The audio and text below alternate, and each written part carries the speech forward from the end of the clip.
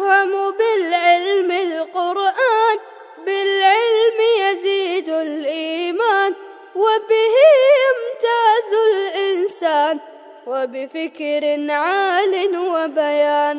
تنزل بالعلم الرحمات، بالعلم تنال الجنات، وبه ترتفع الدرجات.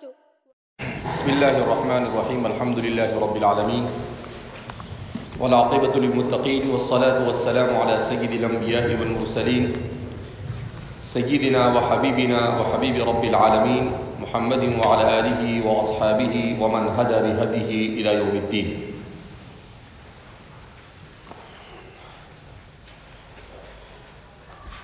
طلب حدیث کے باب میں جن آداب کی رعایت رکھنا ضروری ہے ان آداب کو ذکر کیا گیا. اب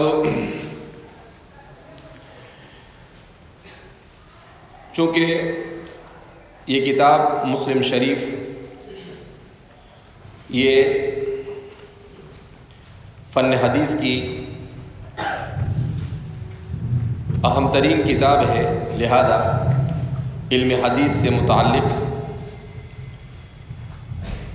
کچھ بنیادی باتوں کو یہاں پر ذکر کیا جاتا ہے کہ حدیث کی تعریف کیا ہے، حدیث کا موضوع کیا ہے، اور حدیث کی غرض و غایت کیا ہے.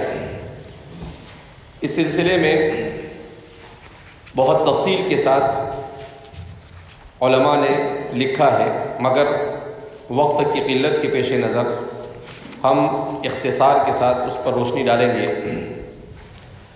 سب سے پہلے حدیث کے معنی لغوی. حدیث کے معنی لغوی. لفظ حدیث عربی زبان میں دو معنوں میں مستعمل ہے. لفظ حدیث عربی زبان میں باعتبار لغت کے دو معنوں میں مستعمل ہے.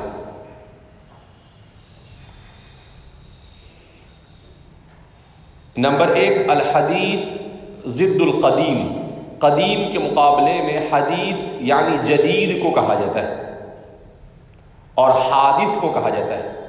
حادث واللہ قدیم، کہ عالم حادث ہے یعنی ختم ہونے والا ہے، اور اللہ کی ذات یہ قدیم ہے یعنی اس کی ذات میں کسی طرح کا کوئی تغیر نہیں، اس کا کوئی آغاز اور اس کی کوئی انتہا نہیں. اسی طریقے سے جدید کو بھی عربی زبان کے اندر میں حدیث ہی کہا جاتا ہے. اسی لیے حوادث جہاں حادثے کو کہتے ہیں وہیں پر الحدیثیہ کہتے ہیں جدید کو بھی. القضایا الحدیثیہ، کرنٹ ایشو، جدید مشاکل اور جدید پریشانیاں اور جدید مسائل کبریٰ، ان کو کہا جاتا ہے القضایا الحدیثیہ. تو اس کا استعمال جدید دو معنی میں ہوتا ہے، یعنی وہ چیز جو قدیم کے مقابلے میں ہو، چاہے وہ جدید ہو یعنی نئی ہو، چاہے وہ حادث ہو یعنی جو حدوث کو ختم ہونے کو قبول کرتی ہو، جس کا آغاز اور انتہا ہو. اسی طرح حدیث کا دوسرا معنی الخبر، کسی چیز کی خبر دینا.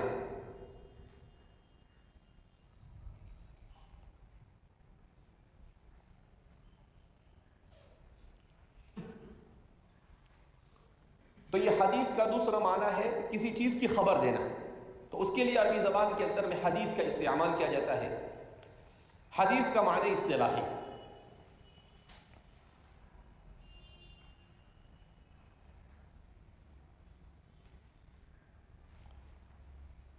حدیث کی اصطلاحی متعدد تعریفات کی گئی ہے.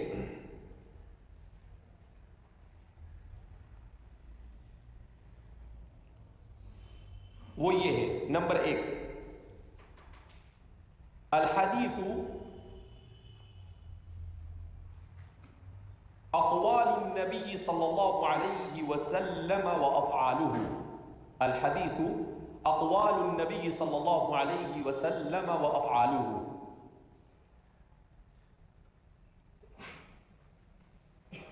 نبی کریم صلی اللہ علیہ وسلم کے فرامین مبارکہ اور آپ کے افعال،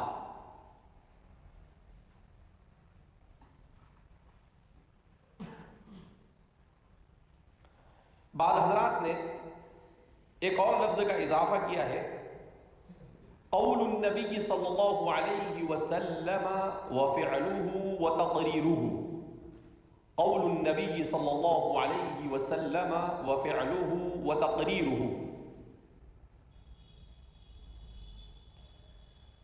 آپ صلی اللہ علیہ وسلم کا قول، آپ کا فعل اور آپ کا سکوت۔ تقریر کا ترجمہ اردو میں کیا کریں گے؟ سکوت، یعنی کوئی چیز آپ کے سامنے کی جائے اور آپ خاموشی اختیار کریں۔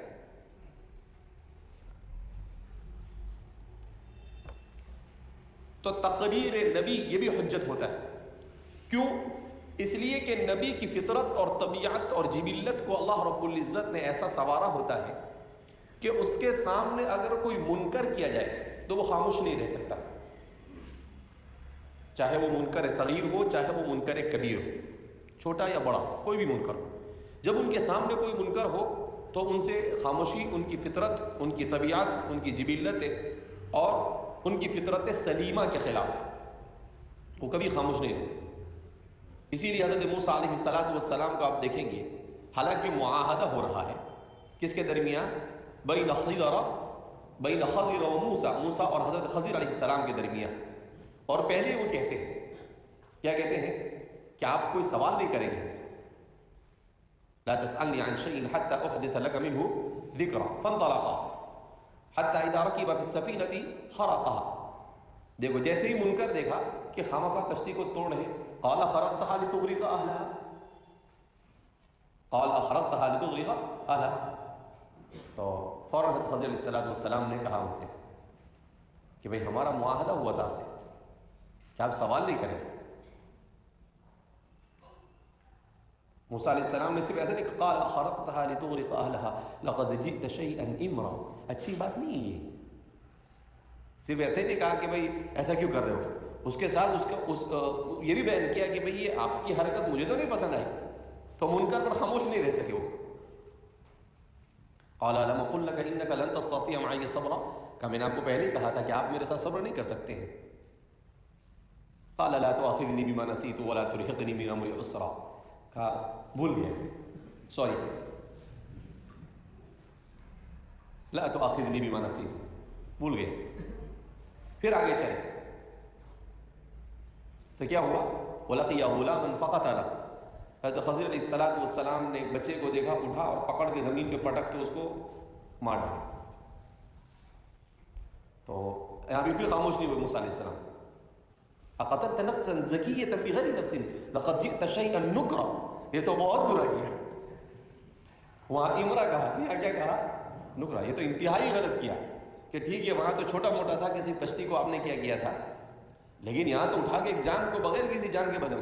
قال الم اقل لك انك لن تستطيع معي صبرا، تو موسیٰ علیہ السلام نے کہا پلیز لاسٹ چانس،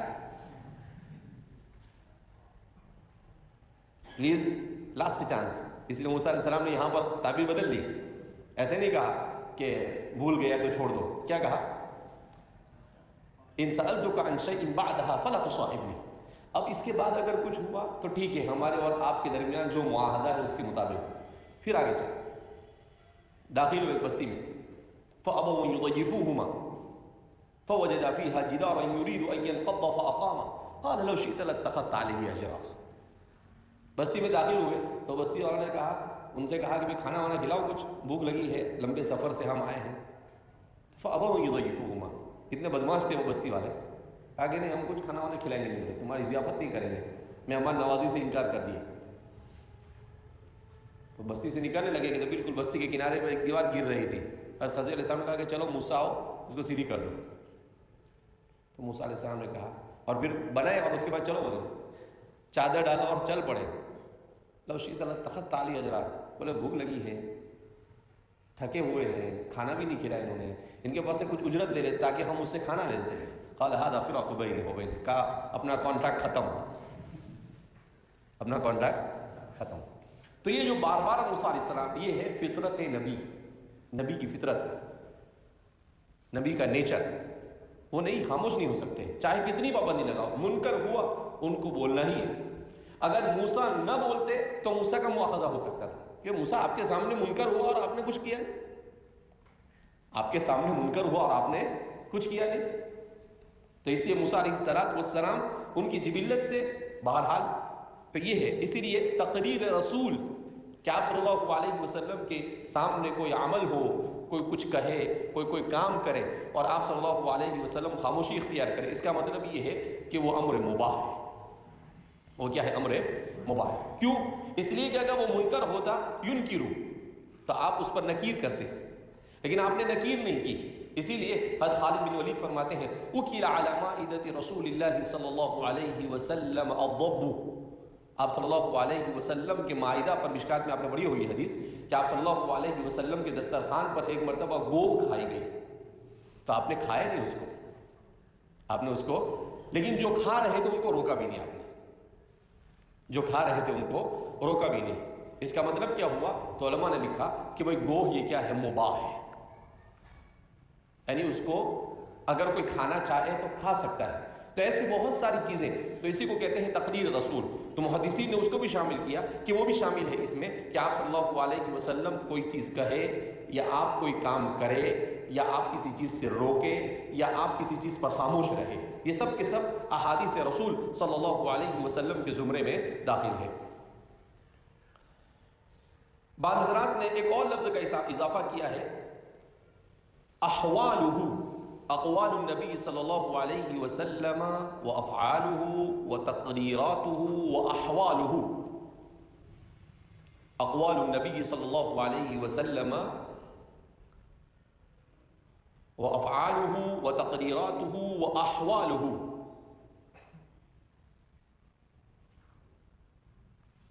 تو اس میں نبی کریم صلی اللہ علیہ وسلم کے شمائل بھی شامل ہیں، شمائل رسول، آپ صلی اللہ علیہ وسلم کا حلی مبارکہ کہ آپ صلی اللہ علیہ وسلم کیسے تھے، تو کہا وہ بھی اس میں شامل ہے۔ اسی لیے ہم دیکھتے ہیں کہ کتابوں کے اندر میں شمائل کا باب مستقل ہوتا ہے، اللہ کے رسول صلی اللہ علیہ وسلم کے اخلاق، آپ کی سیرت مطہرہ سے مستقل بحث کی جاتی ہے، جیسا کہ امام ترمذی اور شمائل کے باب میں اور بھی بہت ساری کتابیں لکھی ہیں، اور علم حدیث کا مستقل ایک باب ہی نہیں بلکہ ایک الگ فن کی حیثیت کو اختیار کر گیا ہے۔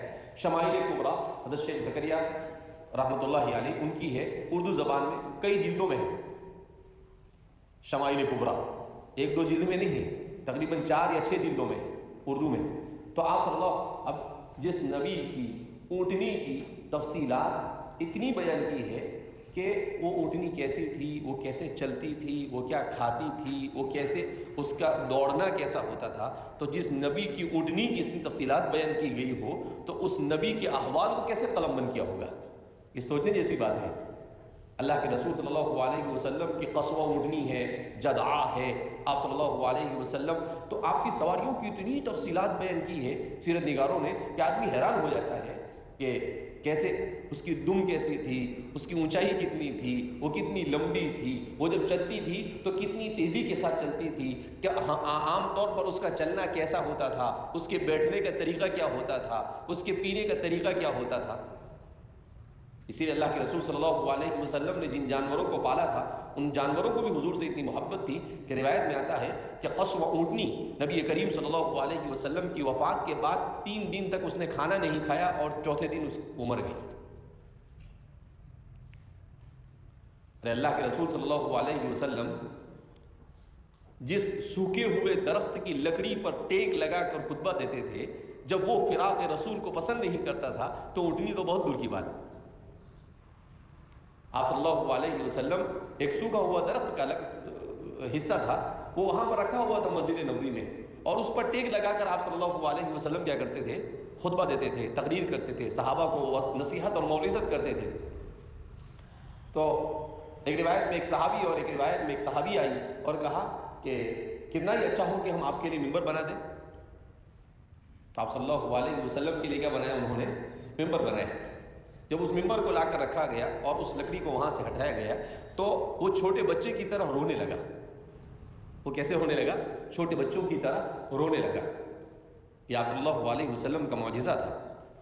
تو اس لیے جب اللہ کے رسول کے فراق کو وہ نہیں پسند کر سکتا ہے جس میں جان نہیں ہے، جس میں کیا نہیں ہے. بہرحال ہے چونکہ نبی کریم صلی اللہ علیہ وسلم کی امت میں بعثت بڑی آسانی سے ہمیں ہو گئی، اس وجہ سے ہمیں اللہ کے رسول صلی اللہ علیہ وسلم کی وہ عظمت اور آپ صلی اللہ علیہ وسلم کی وہ آپ کے رتبے کا وہ لحاظ اور خیال نہیں جو ان لوگوں کو ہے جو آپ صلی اللہ علیہ وسلم کی امت میں مبعوث نہیں ہوئے. بہرحال حدیث کی وجہ تسمیہ.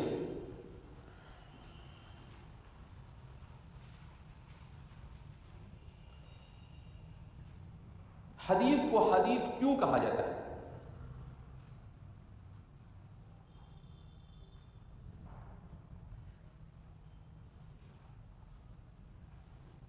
تو بعض حضرات کا کہنا ہے کہ حدیث یہ قرآن کے مقابلے میں، قرآن چونکہ صفت الہی ہے جو قدیم ہے،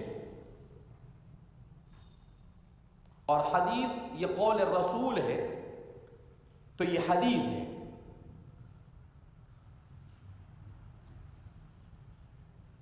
کیا مطلب اس کا؟ کہ قرآن یہ کلام اللہ ہے اور کلام اللہ یہ اللہ کی صفت ہے. اسی لیے معتزلہ اور اہل سنت والجماعت کے درمیان اختلاف ہے کہ قرآن مخلوق ہے یا نہیں. معتزلہ کہتے ہیں کہ القرآن مخلوق، قرآن کیا ہے؟ مخلوق ہے. لیکن اہل سنت والجماعت کہتے ہیں کہ نہیں، القرآن لیس بمخلوق، قرآن مخلوق نہیں ہے. تو کہا کہ کیا ہے قرآن؟ کہا القرآن کلام اللہ ای صفتہ. اور جیسے اللہ کی ذات یہ غیر حادث ہے ایسے ہی قرآن بھی غیر حادث ہے، ایسے ہی قرآن بھی کیا ہے؟ غیر حادث ہے. تو اسی لیے کہتے ہیں کہ قرآن چونکہ کلام اللہ ہے اس کے مقابلے میں حدیث کو بولا گیا. البتہ جمہور کا کہنا یہ ہے کہ حدیث، دوسرا قول جمہور کی رائے یہ ہے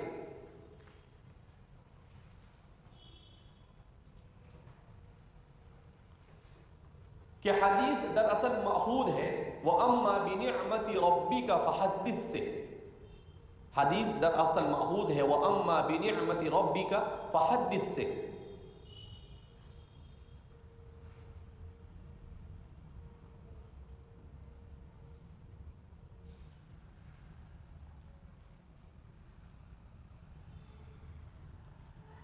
کہ اللہ کے رسول صلی اللہ علیہ وسلم کو اللہ رب العزت نے جو انعامات دیے اس میں سے ایک انعام تھا اوتیت جوامع الکلم. آپ صلی اللہ علیہ وسلم کو جو انعامات دیے ان میں سے ایک انعام تھا اوتیت جوامع الکلم.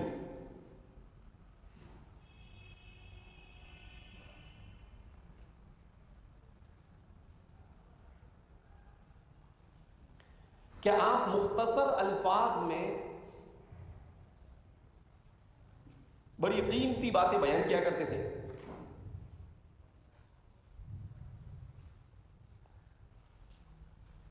تو آپ صلی اللہ علیہ وسلم سے کہا گیا کہ جو نعمت آپ کو دی گئی فحدث، آپ اسے لوگوں کے سامنے ظاہر کریں، بیان کریں.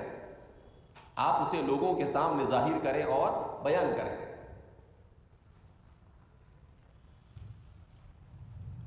گویا حضرات محدثین نے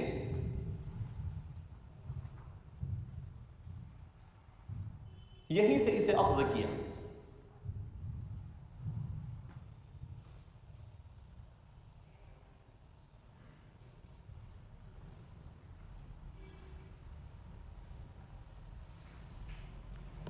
یہ ہوا حدیث کی وجہ تسمیہ.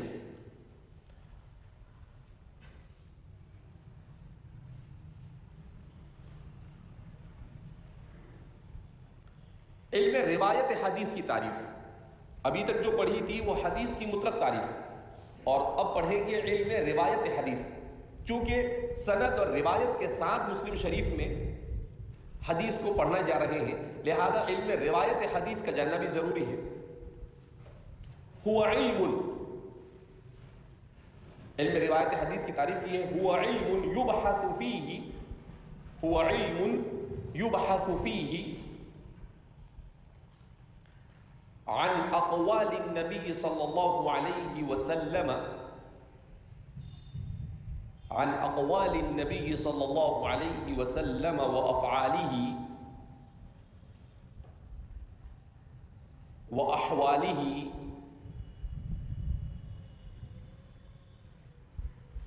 من حیث کیفیت السند من حیث کیفیت السند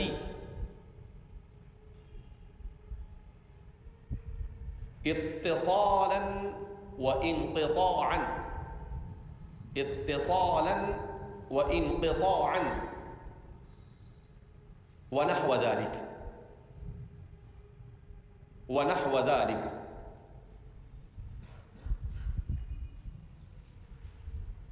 کہ علم روایت حدیث کہا جاتا ہے اس علم کو جس میں نبی کریم صلی اللہ علیہ وسلم کے احوال، اقوال اور افعال سے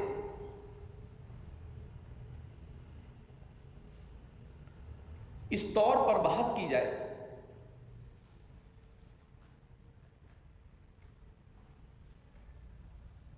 کہ جس سے سند کی کیفیت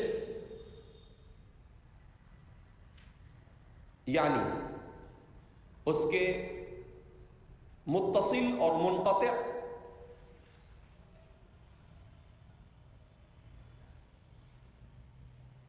ہونے کا علم حاصل ہو، اس کے متصل یا منقطع ہونے کا علم حاصل ہو.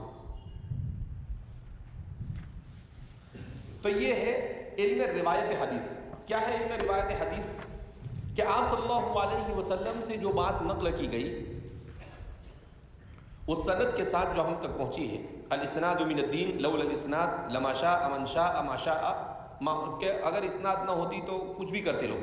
اسی لیے کہتے ہیں کہ امت محمدیہ کے خصائص میں سے ہے الاسناد. علم الاسناد من خصائص الامت المحمدیہ.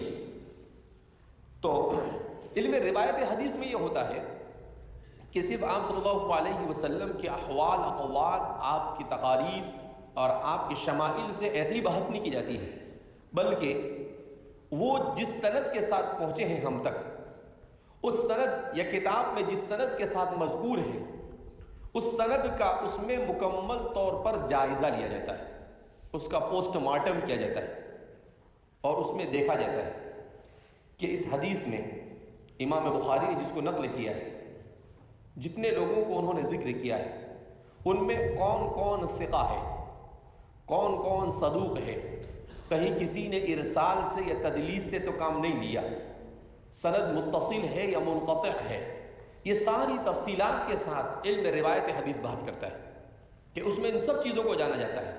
رجال کے بارے میں معلومات حاصل کی جاتی ہے، ان رجال نے اس حدیث کو اتصال کے ساتھ ذکر کیا ہے یا انقطاع کے ساتھ ذکر کیا ہے، اسے معلوم کیا جاتا ہے. اور پھر حدیث کے صحیح ہونے، حدیث کے ضعیف ہونے، حدیث کے شاذ ہونے، حدیث کے موضوع ہونے یا حدیث کے منقطع ہونے یا حدیث کے متصل ہونے یا حدیث کے متواتر ہونے یا حدیث کے مستفیض ہونے یا حدیث کے جو مختلف قسمیں بیان کی گئی ہے ان میں سے کسی قسم کو ثابت کیا کہ ہاں ان ساری چھان پٹک کے بعد اور جائزے کے بعد اس نتیجے پر پہنچے کہ اس کے سارے راوی ثقہ ہے، کسی نے تدلیس سے کام نہیں لیا ہے، کسی نے ارسال سے کام نہیں لیا ہے، کسی نے انقطاع نہیں کیا ہے، تو اب کہا جاتا ہے کہ حدیث صحیح. اور اس حدیث میں جو متن ذکر ہے وہ متن بھی ایسا ہے جو قرآن کریم اور نصوص سے کہیں پر معارض نہیں. اسی لیے علم حدیث جو ہے یہ علم حدیث کے باب میں دو چیزیں بہت ضروری ہیں. ایک تو اس کی سند بھی صحیح ہونی چاہیے اور دوسرے حدیث کا جو متن ہے وہ متن بھی ایسا ہونا چاہیے جو اس سے قوی کسی دوسرے نص سے معارض نہ ہو، اس کے خلاف نہ ہو. اسی لیے ہمارے اس آخری دور میں ناصر الدین البانی نام کے جو محدث گزرے ہیں ان کے سلسلے میں یہ کہا جاتا ہے کہ بہت سارے عربوں کے اوپر ان کا بھوت سوال ہے، تو یہ کہتے ہیں رواہ البخاری وصححہ الالبانی. عجیب و غریب، بخاری نے روایت کیا اور تصحیح کس نے کی؟ البانی نے. ارے بھائی بخاری کی تصحیح کے بعد البانی کی تصحیح کی ضرورت ہی کیا ہے؟ کیوں؟ اصح الکتب بعد کتاب اللہ. اس حدیث کا امام بخاری کا نقل کرنا اپنی کتاب الجامع الصحیح وہی کافی ہے. اب اس کے اوپر مزید کسی چیز کی ضرورت نہیں ہے. تو صححہ الالبانی، رواہ مسلم وصححہ الالبانی. تو یہ بالکل درست ہے. تو امام البانی کے سلسلے میں جو ایک بنیادی غلطی ان کے ساتھ پہلے کام کیا تھا شعیب الارنوط نے، بڑے محدث گزرے ہیں بھی. تو شعیب الارنوط کہتے ہیں کہ اصل میں میرا ان کے ساتھ جو اختلاف ہوا وہ علمی اختلاف تھا. اس اختلاف کی وجہ یہ بنی کہ محدثین کے طریقے سے ہٹ کر ان کا طریقہ تھا. اور وہ طریقہ کیا کہا؟ ان کا طریقہ یہ کہ یہ صرف حدیث کی سند کو دیکھ کر حدیث پر حکم لگاتے ہیں، حدیث کے متن سے تعرض نہیں کرتے ہیں.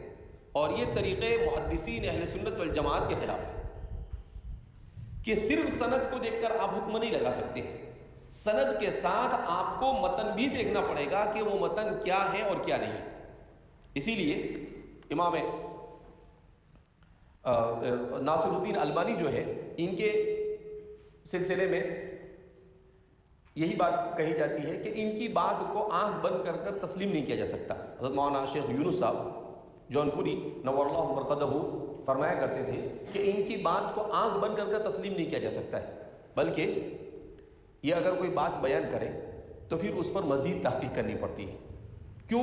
اس لیے کہ ان کے پیش نظر صرف ایک ہی پہلو ہے اور دوسرا پہلو ان سے اوجھل ہے. اسی لیے بہت سارے لوگوں نے ناصر الدین البانی کے اوپر مواخذات کیے کہ یہ ایک ہی حدیث کو کہیں پر ضعیف کر دیتے ہیں، کہیں پر صحیح کہہ دیتے ہیں، اور کہیں پر کیا تو کہیں پر کیا، ایک ہی حدیث پر متعدد حکم لگاتے ہیں. ان کے اوپر سب سے پہلے اکاذیب و اباطیل للالبانی حضرت مولانا حبیب الرحمن صاحب اعظمی نور اللہ مرقدہ نے کتاب لکھی اور ان کی بہت ساری غلطیوں کی گرفت کی. اسی طریقے سے عرب کے بھی بہت سارے علماء نے البانی صاحب کے اوپر مواخذات کیے ہیں. بہرحال البانی صاحب نے جب محدثین کے اس طریقے اور محدثین کے بیان کردہ اسلوب کو اختیار نہیں کیا تو یہ بہت ساری غلطیوں میں مبتلا ہوئے. جہاں یہ ایک غلطی کرتے تھے، دوسری غلطی یہ بھی کرتے تھے کہ یہ کٹر غیر مقلد تھے، متشدد تھے. اور جب متشدد غیر مقلد تھے تو یہ ائمہ اربعہ کے اوپر بھی بہت نقد کرتے تھے. ان کو سب سے زیادہ غصہ امام ابو حنیفہ پہ آتا تھا. کیوں؟ اس لیے کہ ان کی گرفت کرنے والے سب احناف تھے. تو کسی کا غصہ کسی پر نکالا، درد کہاں ہوا اور بتایا کہاں پر. تو اصل امام صاحب سے جو غصہ تھا اس کی وجہ امام صاحب نہیں تھے، اس کی وجہ مقلدین امام صاحب تھے کہ انہوں نے میرا کیوں ہوا. ارے بھائی یہ علمی اختلاف علمی دنیا میں چلتے رہتے ہیں، آپ اس کا صحیح جواب دو.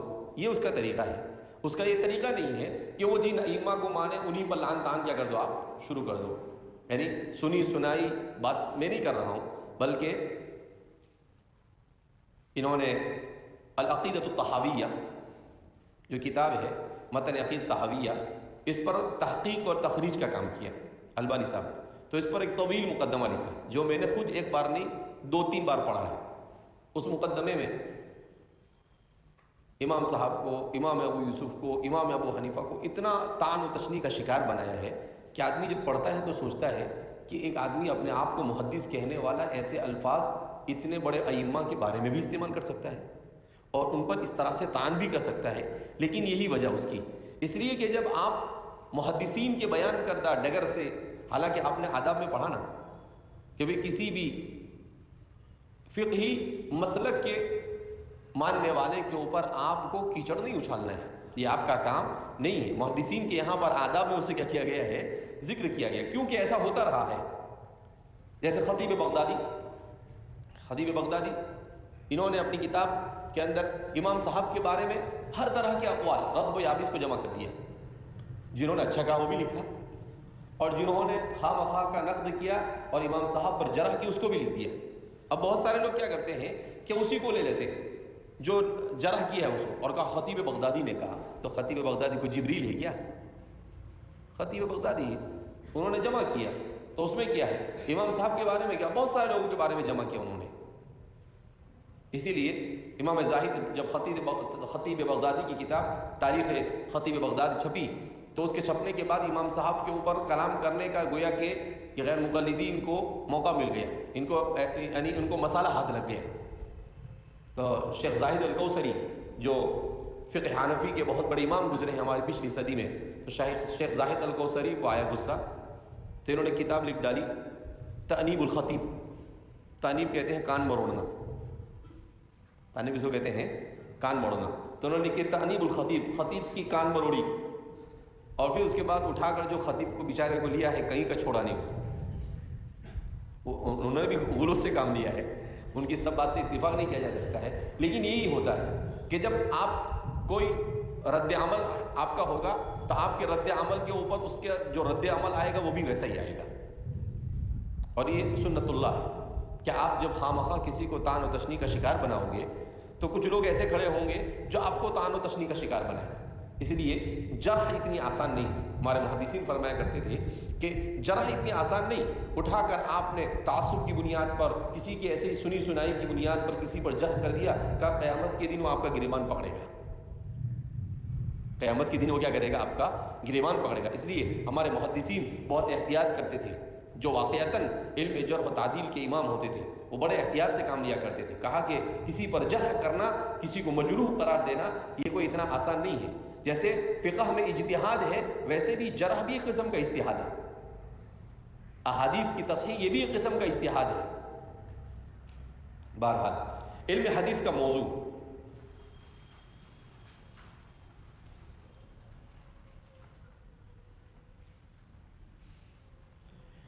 علم روایت حدیث کا موضوع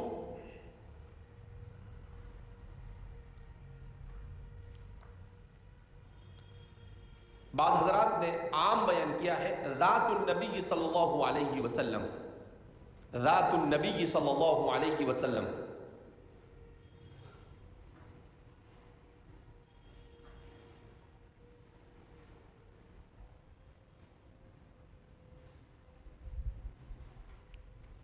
حضرت شیخ زکریا رحمۃ اللہ علیہ نے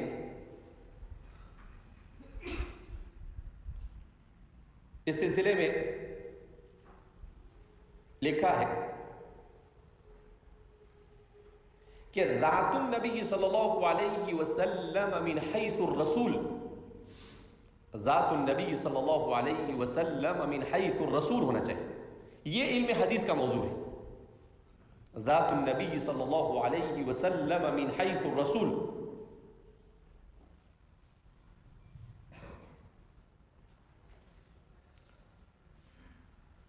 اور علم روایت حدیث کا موضوع کیا ہے؟ الروایات والمرویات من حیث الاتصال والانقطاع. علم روایت حدیث تو آپ نے دونوں کو الگ رکھیا کہ ایک جنرل اور عام علم حدیث کا موضوع، تو وہ کہاں ذات النبی صلی اللہ علیہ وسلم من حیث انہ رسول.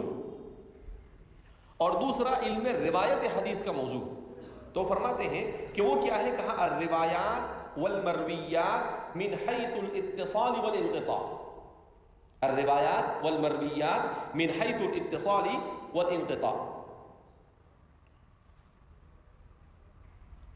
کہ علم روایت حدیث کا موضوع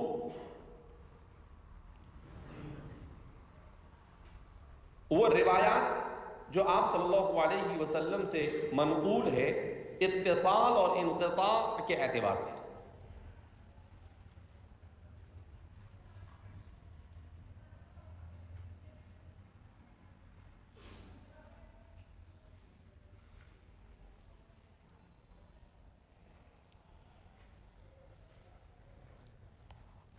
علم حدیث کی غرض و غایت.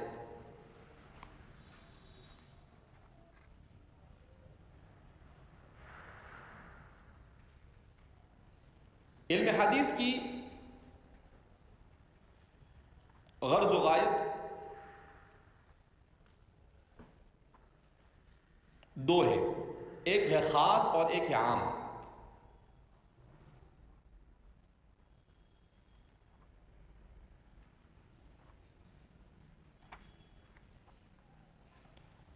عام غرض و غایت ہے الفوز بسعادت الدارین، جو تمام علوم اسلامیہ کی غرض و غایت ہے. الفوز بسعادت الدارین، دنیا اور آخرت کی نیک نامی، سعادت سے بہرور ہونا،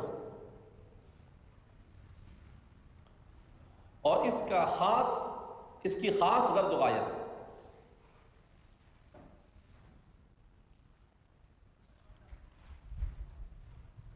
الوقوف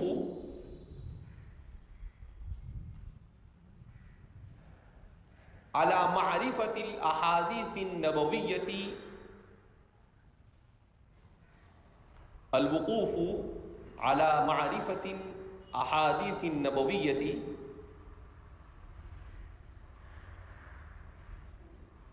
والعمل بها.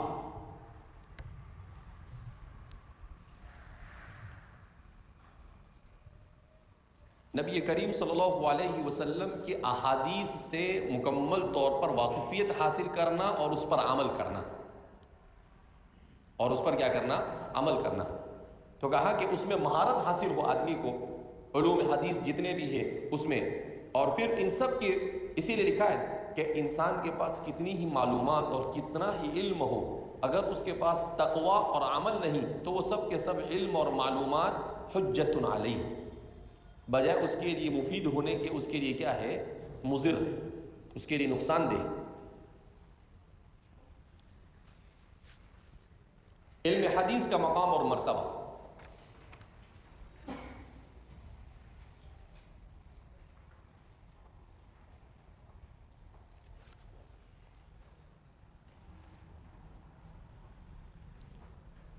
نبی کریم صلی اللہ علیہ وسلم کا فرمان مبارک، نظر اللہ عبدا سمع مقالتی، نظر اللہ عبدا سمع مقالتی.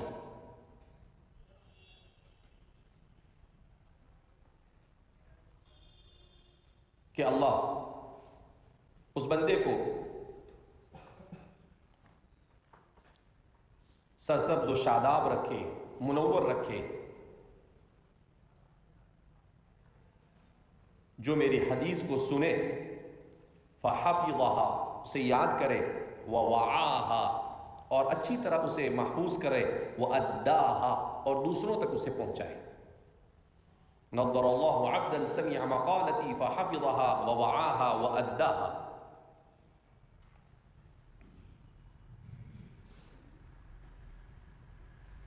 اسی طرح ایک موقع پر ارشاد نبوی ہے، اللہم ارحم خلفائی،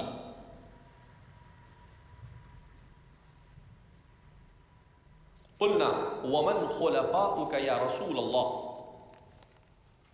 قالوا الذین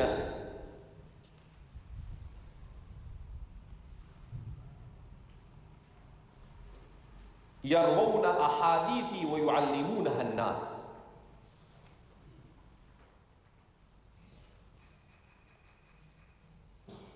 حضرت عبداللہ بن عباس فرماتے ہیں کہ ایک موقع پر نبی کریم صلی اللہ علیہ وسلم نے ارشاد فرمایا، دعا فرمائی، اللہم ارحم خلفائی، اے اللہ میرے خلفاء پر رحم فرما. علم حدیث کو پڑھنے پڑھانے والوں کے لیے کتنی بڑی بشارت ہے کہ حضور فرما رہے ہیں کہ اللہ میرے خلفاء پر رحم فرما. تو صحابہ فرماتے ہیں، ہم نے کہا ومن خلفاؤک یا رسول اللہ، اے اللہ کے رسول صلی اللہ علیہ وسلم یا آپ کے خلفاء کون ہیں؟ تو حضور نے فرمایا، جو میری احادیث کو روایت کریں گے اور لوگوں کو وہ سکھائیں گے، جو میری احادیث کو روایت کریں گے اور لوگوں کو سکھائیں گے. صاحب نصب الرایہ امام زیلعی نے اس حدیث کو نقل کیا ہے، تو فرمایا کہ حضور نے ان کو اپنے خلفاء کہا. حضور نے انہیں کیا کہا؟ اے خلفائی فی العلم، گویا کہ علم میں وہ حضور کے خلفاء تھے.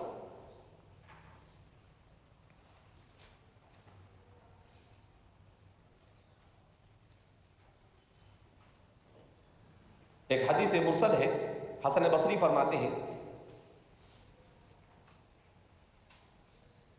کہ نبی کریم صلی اللہ علیہ وسلم نے ارشاد فرمایا، من جاءه الموت وهو يطلب العلم، من جاءه الموت وهو يطلب العلم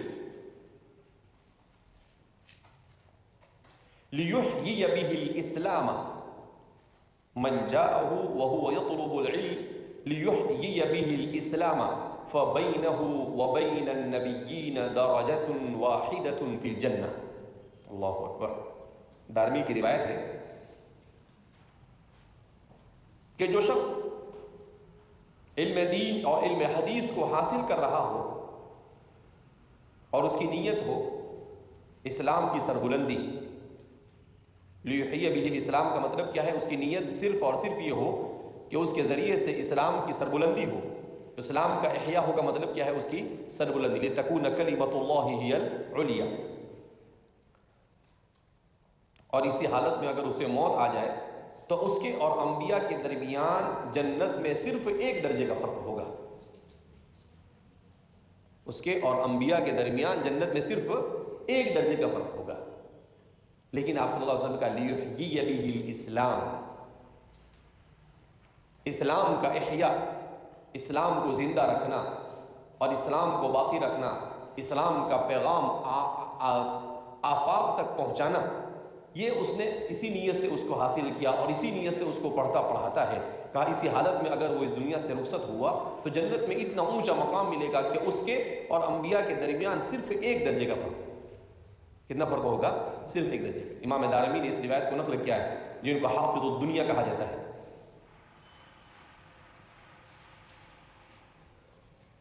یہ جو لوگ کہتے ہیں کہ کورونا کے زمانے میں علماء کے ساتھ جو ہوا اس کی وجہ سے لوگ اپنے بچوں کو پڑھائیں گے نہیں. کسی نے مضمون بھی لکھا تھا ابھی کہ میں اب مدرسہ نہیں جاؤں گا. تو اگر کوئی طالب علم ایسا تأثر دیتا ہے یا کوئی ماں باپ ایسا تأثر دیتے ہیں یا کوئی عالم اس طرح کا تأثر اور اس طرح کی نیت کرتا ہے تو وہ کیا سمجھتا ہے؟ اللہ کے دین کو اور اللہ کو اس کی ضرورت ہے. میری اور آپ کی اور ہم میں سے کسی کی اس کو ضرورت نہیں. یہ تو بالکل ایسی ہی بات ہے جیسا کہ قرآن کریم نے کہا کہ وہ اعرابی حضور کے پاس آئے اور آ کر کیا کہنے لگے؟ یمنون علیک ان اسلموا، یمنون علیک ان اسلموا، کہ وہ آپ پر احسان جتلا رہے ہیں کہ وہ اسلام لائے. کہا قل لا تمنوا علی اسلامکم، آپ کہہ دیجیے آپ اپنے اسلام لانے کا احسان مجھ پر مت جتلائیے. لا تمنوا علی اسلامکم بل اللہ یمن علی، بلکہ اللہ نے تم پر احسان کیا. ان ہداکم للاسلام، کہ اللہ نے تمہیں اسلام کی ہدایت دی. تو یہ مدرسوں کو اور اس دین کو میری اور آپ کی ضرورت نہیں ہے. اللہ تو اپنی دین کی حفاظت پہ آتا ہے تو غیروں سے بھی کام لے لیتا ہے. المعجم المفہرس للاحادیث النبویہ یہ کس نے لکھی؟ سب سے پہلا آج سے 100 سال پہلے مستشرقین نے لکھی. کیا ہے یہ المعجم المفہرس؟ نہیں دیکھا ہے تو کتب خانے میں سے لے کے آنا، کل بتاؤں گا آپ کو کیا ہے وہ المعجم المفہرس. کئی جلدوں میں یہ آپ کی بخاری کی سائز کی کتاب ہے. اس میں کیا ہے معلوم؟ دیکھو اللہ کن سے کام لیتا ہے. ان اللہ یؤید هذا الدین بالرجل الفاسق، اس میں تو فاسق کہا ہے مگر اللہ نے کافروں سے بھی کام لیا. کیا کیا معلوم انہوں نے؟ کہ آپ کو کسی حدیث کا پہلا جملہ یاد ہے کہ جس حدیث کو میں ڈھونڈنا چاہتا ہوں اس حدیث کا پہلا جملہ ہے ان، جیسے انما الاعمال بالنیہ. تو اس حدیث کا پہلا جملہ آپ کو صرف ان یاد ہے. آپ اس کتاب میں جائیں گے اور لغت کی طرف اس میں ان پر پہنچیں گے تو وہ آپ کو انما الاعمال لکھی ہوگی اور پھر انما الاعمال بالنیات لکھنے کے بعد اس میں لکھا ہوگا کہ یہ حدیث کی دوسری کتابوں میں کہاں کہاں پر کون کون سے ابواب میں ملے گی آپ کو. چاہے وہ 50 کتاب ہو، چاہے 100 کتاب ہو، چاہے وہ 200 کتاب ہو، اور کن الفاظ کی تبدیلی کے ساتھ. کس نے لکھا؟ ارے کس نے لکھا؟ مستشرقین نے لکھا. مستشرق سمجھتا ہے مستشرق ان کو کہتے ہیں جو مسلمان نہیں ہیں، جو عیسائی یا یہودی یا ملحد ہے، ہندو بھی ہے، گاندھی کو بھی مستشرق کہا جاتا ہے. تو لیکن وہ لوگ کیسے ہیں؟ نہرو کو بھی مستشرق کہا جاتا ہے، لیکن وہ لوگ ہر مذہب کی معلومات حاصل کرنا چاہتے ہیں. مستشرقین ایسے تحریک استشراق جو ہے وہ اسلام کے خلاف برپا کی گئی، لیکن وہ اپنے آپ کو ثابت کرتے ہیں نیوٹرل، کہ ہم تو صرف تحقیق اور ریسرچ کرتے ہیں اور جو سچ ہے وہ سامنے لاتے ہیں. جبکہ 90%، 95%، 99% مستشرقین یہ ہے جو اسلام کے خلاف زہر اگلتے ہیں. لیکن بہرحال تو ایسے لوگوں کو، یعنی اعدائے اسلام کو اسلام کے خلاف شکوک و شبہات کھڑا کرنے کے لیے مواد فراہم کرنے والے، یعنی ان کی کمک دشمنان اسلام، اللہ ان سے کام لے رہا ہے. المعجم المفہرس للاحادیث النبویہ. ارے سمجھ میں آئی بات؟ تو اللہ کے دین کو میری اور آپ کی ضرورت نہیں. اگر ہم سب بھی لو اجتمعت الجن والانس فی صعید واحد، سارے انسان اور جنات ایک میدان میں جمع ہو جائے. اللہ کو ہی معلوم تھا کہ کورونا کے بعد ایسے لوگ بھی دماغ لے کے دنیا میں آئیں گے، تو کہا اور یہ کہے کہ ہم سب اللہ کی عبادت کریں گے، ما زاد فی کبریائہ شیئا، تو ان کا یہ عمل اللہ کی کبریائی میں اضافے میں ذرہ برابر بھی اضافہ نہیں ہوگا. وہ تو ہے، اس کی کبریائی ہے، اس کی کبریائی تک اور اس کے مقام اور مرتبے تک کوئی نہیں پہنچ سکتا ہے. اور اگر سب مل کر یہ فیصلہ کریں کہ ہم اس کی بالکل عبادت نہیں کریں، کہا ما نقص من کبریائہ شیء، تو اس کی کبریائی میں کوئی کمی نہیں ہوگی. تو اس لیے جو لوگ یہ سمجھتے ہو ان اعرابیوں کی طرح جنہوں نے کہا یمنون علیک ان اسلموا، تو انہیں بھی سن لینا چاہیے کہ اگر تم یہ سمجھتے ہو کہ یمنون علی الاسلام بان یرسلوا ابناءهم الى المدارس او يتعلمون قل لا تمنوا علی، تو ہم کہہ سکتے ہیں کہ آپ ہم پر احسان نہیں کر رہے ہیں، بل اللہ یمن علیکم، بلکہ اللہ کا احسان ہے کہ اللہ نے توفیق دے کر تم کو اور ہم کو سب کو اپنے دین کے لیے. یہ تو ہمارے لیے شرف کی بات ہے، یہ تو ہمارے لیے اللہ کا فضل، خالص اللہ کا فضل اور اس کی رحمت ہے کہ اللہ رب العزت نے ہمیں ان چیزوں کے لیے منتخب کیا. ورنہ وہ تو مالک کل ہے، وہ مختار کل ہے، وہ چاہے تو کسی کو بھی اختیار کر سکتا ہے. تو اس لیے اس طرح کی باتیں کرنا یہ حماقت اور بیوقوفی ہے. بہرحال اسی طرح سے نبی کریم صلی اللہ علیہ وسلم کے فرامین کی فضیلت کے سلسلے میں امام اعظم ابو حنیفہ فرماتے ہیں لولا السنۃ ما فہم احد منا القرآن. امام صاحب نے کتنی عظیم بات بیان فرمائی. کیا فرماتے ہیں امام صاحب؟ لولا السنۃ ما فہم احد منا القرآن، کہ اگر یہ احادیث نبویہ نہ ہوتی تو ہم میں سے ایک شخص بھی قرآن کو نہیں سمجھ سکتا تھا. ہم میں سے ایک شخص بھی قرآن کو نہیں سمجھ سکتا تھا. اللہ کے کلام کو کون سمجھ سکتا تھا؟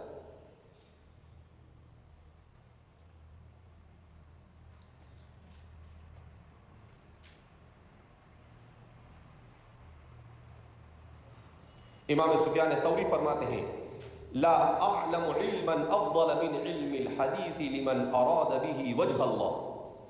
لا اعلم علما افضل من علم الحديث لمن اراد به وجه الله.